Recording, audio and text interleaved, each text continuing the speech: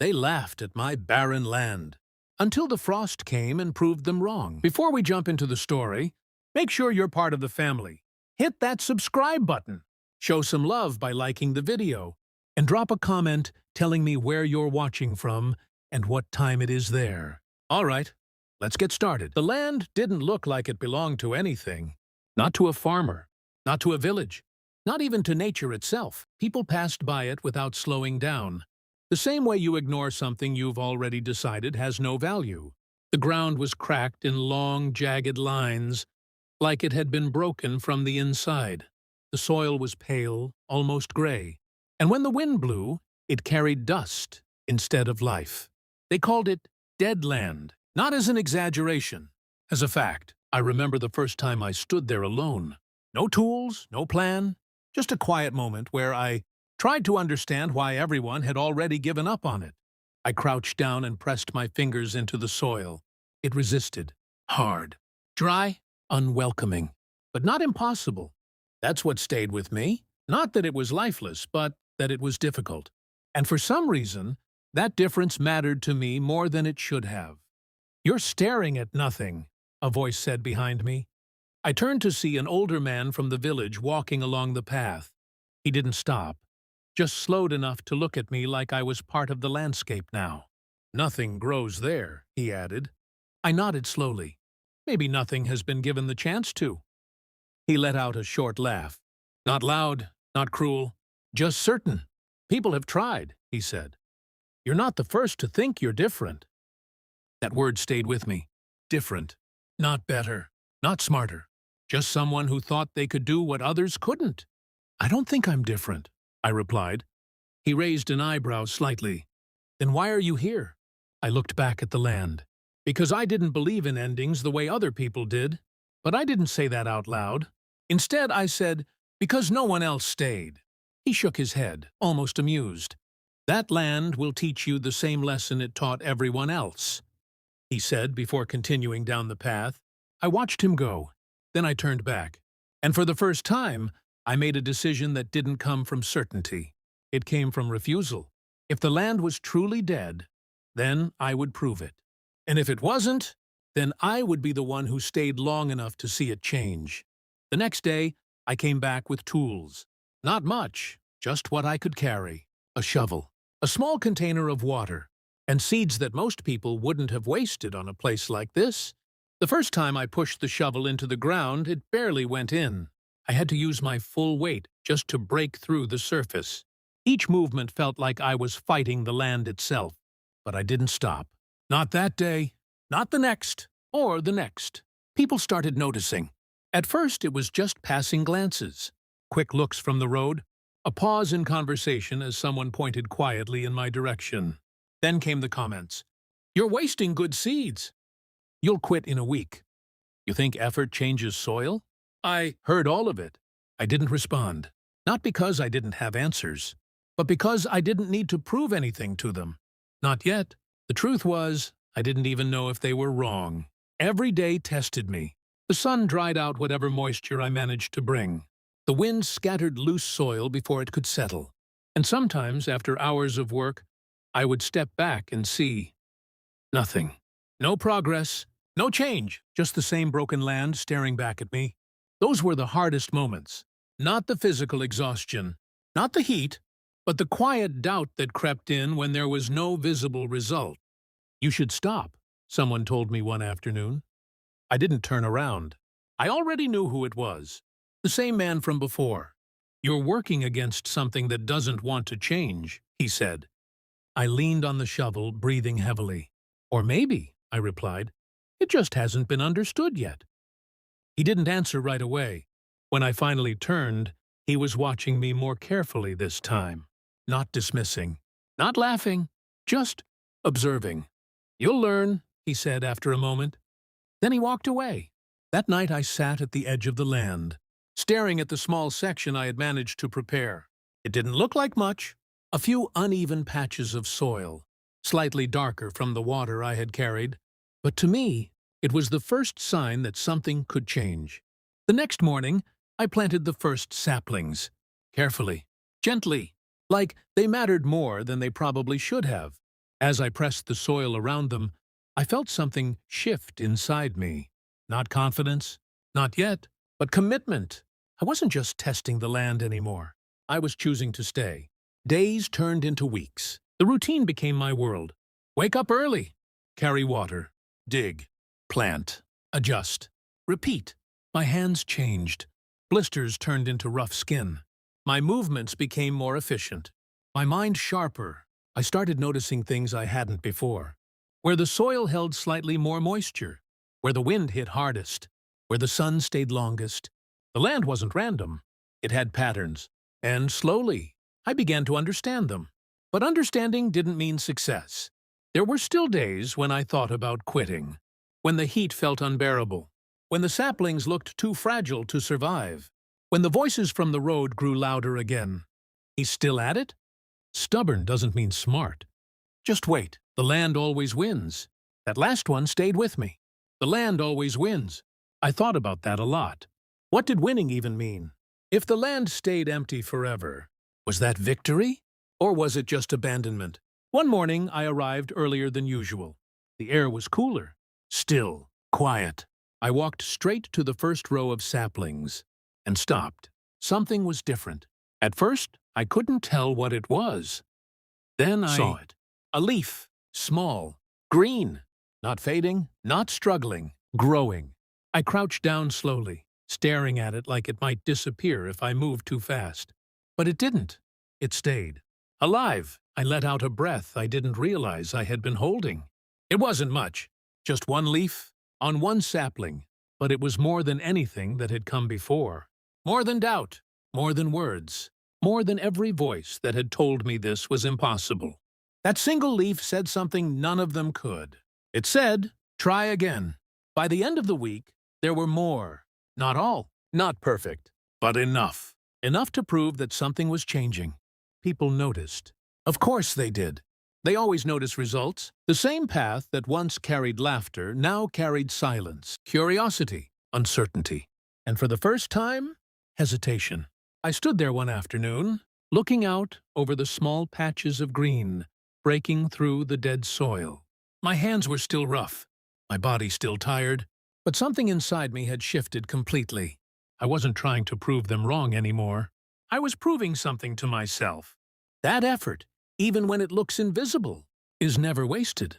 And just as that thought settled in, I noticed someone standing at the edge of the land. Not laughing, not walking past. Watching. Really watching. And in that moment, I realized something had changed.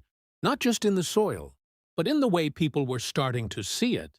And that was when I understood this land wasn't the only thing that was about to grow. By the time the second year began, the land no one wanted had become impossible to ignore. It didn't happen all at once. There was no single moment where everything suddenly looked alive. It was slower than that, quieter. Like the land was learning how to breathe again after being forgotten for too long. The cracks in the soil didn't disappear, but they softened. The harsh gray faded into deeper shades of brown, and the rows of saplings I had once planted with uncertainty now stood taller, their branches reaching outward, like they were finally claiming space that had always been theirs. I noticed the changes first. Of course I did. I had been there for every small shift, every fragile step forward. I knew which trees had struggled the most, which ones had nearly given up, and which ones had surprised me. But soon, others started noticing too. At first they didn't say anything. They just stopped. That was the first sign. People who used to walk past without a glance now slowed down, their steps quieter, their conversations softer, like they didn't want to disturb something they didn't fully understand yet. One morning, I looked up from my work and saw 3 men standing at the edge of the path, watching. Not laughing, just watching. I wiped my hands on my shirt and straightened up. "Something you need?" I asked. One of them shook his head. "Just looking." His tone wasn't mocking. It wasn't friendly either. It was something in between, curious, uncertain. "You actually got things to grow," another said, stepping a little closer. "Didn't think that was possible." I nodded once. Neither did the land. They exchanged a glance like they weren't sure how to respond to that. "Must have been good rain," the first man said after a moment. I almost smiled. There hadn't been nearly enough rain, but I didn't correct him. Maybe, I said simply. They stayed for a few more seconds, then turned and walked away. No laughter, no jokes, just quiet. That was new. But with that quiet came something else. Expectation. Now that the land had changed once, people were waiting to see if it would last. And that changed the pressure. Before, no one believed in what I was doing. Now, they were watching for it to fail. I felt it in the way they looked at the trees, not with hope, but with doubt waiting to be proven right. And that doubt followed me into my work. Every morning, I walked through the orchard, checking each tree carefully. The stronger ones needed less attention now, their roots digging deeper into the soil, finding what they needed. But the weaker ones, they still fought. Some leaves turned pale. Some branches didn't grow as they should. And every time I saw that, I felt it. That quiet voice. Maybe they were right. Maybe this won't last. But I had learned something in that first year. Doubt doesn't disappear when things start working. It just changes shape. Instead of questioning whether I should start, it questioned whether I could continue. So I adjusted. I worked smarter. I paid closer attention. I didn't treat the orchard as one thing anymore. I treated each tree as its own battle, its own story, its own chance to survive. And slowly, the balance shifted again. The weaker trees began to catch up.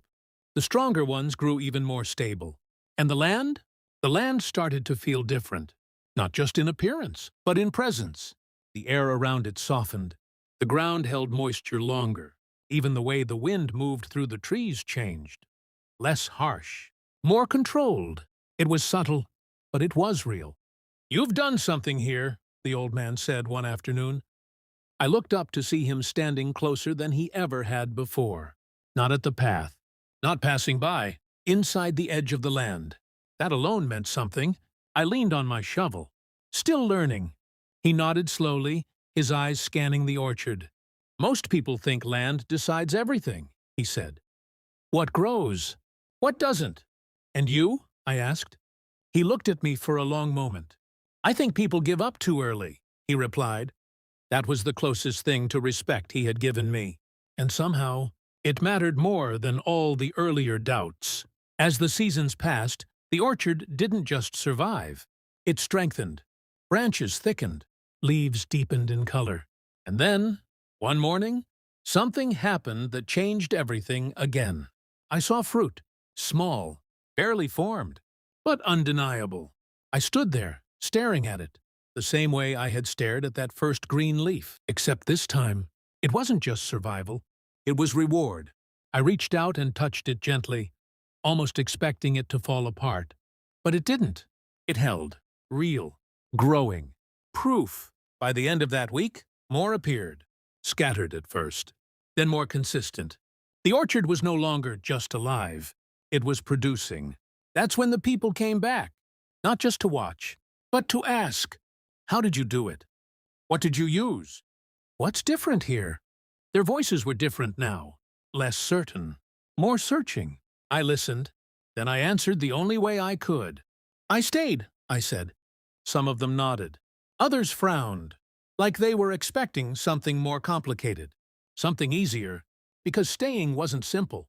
It meant time, effort, failure, patience. And most people didn't want that part.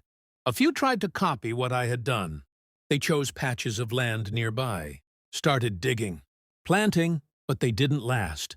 Not because the land was worse, but because they were looking for quick results.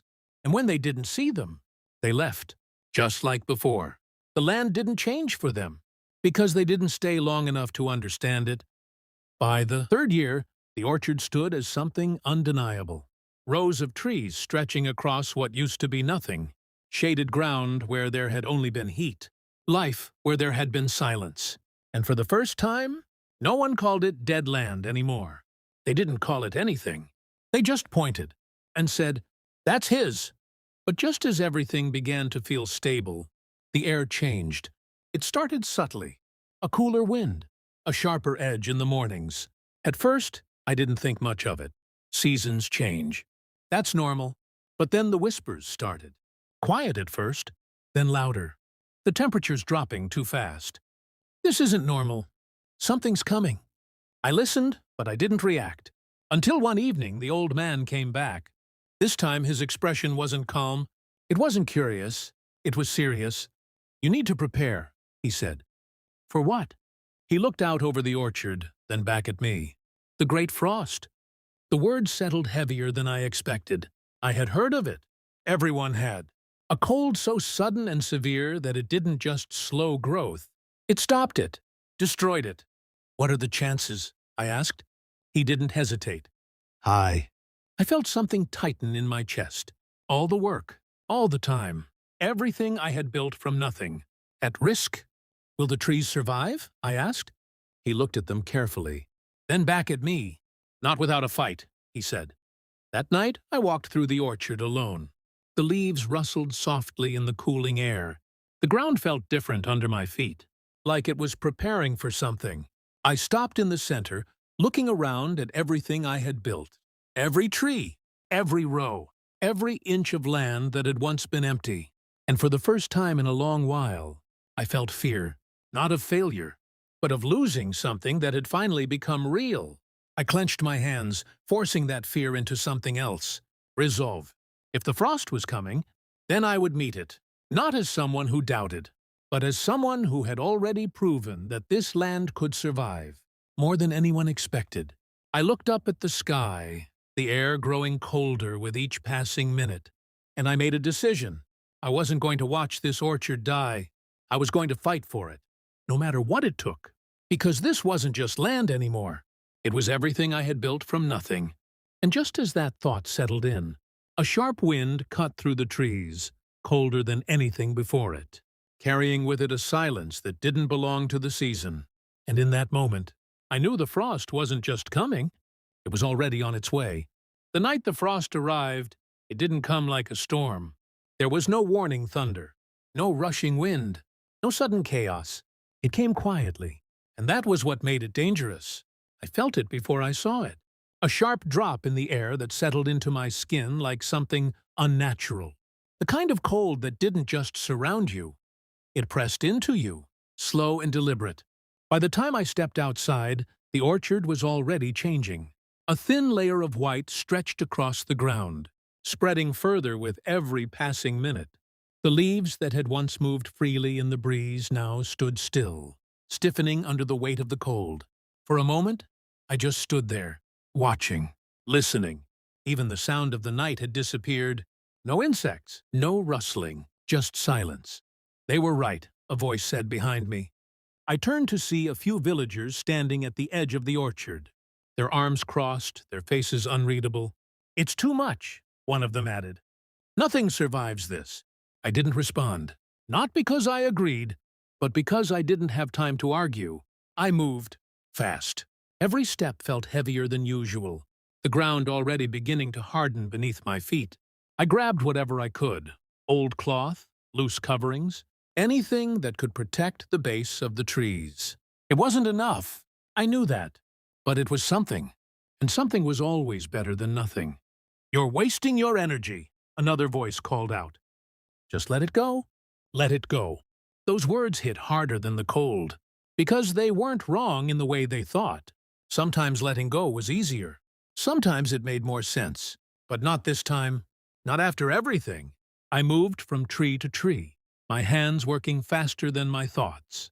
Wrapping, covering, pressing the soil tighter around the roots, trying to hold in whatever warmth remained. The cold pushed back, relentless. Every breath came out sharp and visible. My fingers grew numb, slower with each passing moment. The lantern light flickered beside me, barely holding its own against the stillness. At some point, I lost track of time. All that existed was the orchard. And the fight. "This won't be enough," someone said again from the distance. Maybe they were right, but I wasn't trying to be enough. I was trying to not give up. There's a difference. Hours passed.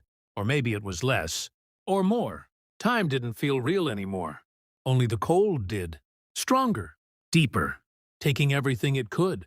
Eventually, my movements slowed. Not because I wanted them to. Because my body couldn't keep up anymore. I stopped in the center of the orchard, breathing heavily, my chest tight from the freezing air. I looked around, every tree coated in white, every branch stiff, every leaf frozen in place. It looked over, like the land had gone back to what it used to be. Still, empty. Defeated. For the first time since I had started all of this, I felt it. That quiet thought. Maybe this is where it ends. Not with failure, but with something stronger than effort. Nature didn't care how long I had worked. It didn't care how much I believed. It only cared about survival. And right now, it was winning. I closed my eyes for a moment, not to give up, but to accept what I couldn't control. Then I opened them again, and did the only thing I could. I stayed. I didn't leave the orchard. I didn't walk away. I sat there in the cold, surrounded by everything I had built, and I waited. Not for a miracle, just for morning. Because no matter what happened, I wanted to see it. The result, the truth. When the first light finally broke through the horizon, it didn't bring warmth, just clarity. The frost had settled fully now. The orchard stood silent, frozen, unmoving. From a distance, it looked lifeless, like everything had been erased. I stood up slowly, my body stiff, my hands aching. Behind me, I heard footsteps. The villagers again. They had come back, not to help, to confirm. "It's over," one of them said quietly. I didn't answer. I walked forward instead, one step at a time, toward the nearest tree. My eyes scanned the branches, the leaves, the ground beneath it, looking for something, anything. At first, there was nothing, just ice, stillness, proof of everything they had said. I reached out slowly and touched one of the branches. It was cold, hard, unforgiving. I exhaled, my breath shaking slightly. Then, something small caught my attention. A single drop, forming, right at the edge of a frozen leaf. I leaned closer, watching, waiting. The drop grew heavier. Then, it fell, landing softly against the ground. I froze. That wasn't supposed to happen. Not yet. Not like this. I looked closer. The ice wasn't solid anymore. It was weakening, breaking. I pressed my fingers gently against the bark. And this time, it didn't feel dead. It felt alive. Barely, but enough. "They're not gone," I said quietly. Behind me, someone scoffed. "What are you talking about?" I turned slightly, my voice stronger now. "They're not gone." They stepped closer, uncertain. "What do you mean?" I pointed to the branch. To that. They followed my gaze. At first, they didn't see it. Then, another drop fell. Then another. The silence shifted. Confusion replacing certainty. "It's melting," one of them said. "No," I replied. "It's surviving." That was the difference. Melting meant the frost was leaving. Surviving meant the orchard had endured. Days passed, slowly, carefully. At first, nothing looked different. The trees remained still, the leaves fragile, the ground cold. But beneath that, something was happening. Something quiet, something patient. Then, one morning, green returned.